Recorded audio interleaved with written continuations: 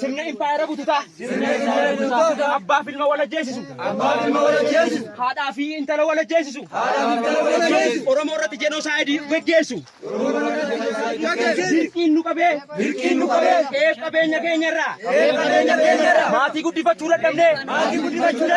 oollee buluu dadhabnee humnaan qabamnee dirqiin qabamnee gara mooraa waraana impaayera tortoraatti geggeessaa kan turre guyyaa har'aa gootichi waraana bilisummaa Oromoo Abaaboo Waboon Birgeedii Bakakkaa tarkaanfii itti yaadee karoorsee fudhateen nu booji'eera akki kaleessa waboodhaan jedhan soba adii bakkee keessa jiru ta'uu ijaaf gurra keenyaan agarre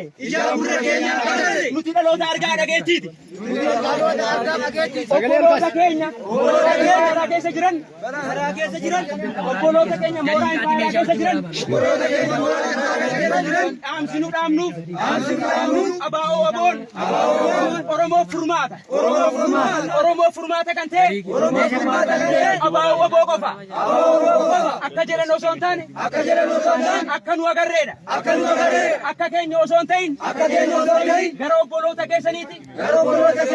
nagaan kottaa dhaamsa Oromummaa dhaamsa obbolummaa Abaaboo Waboorraa injifannoo ta'a.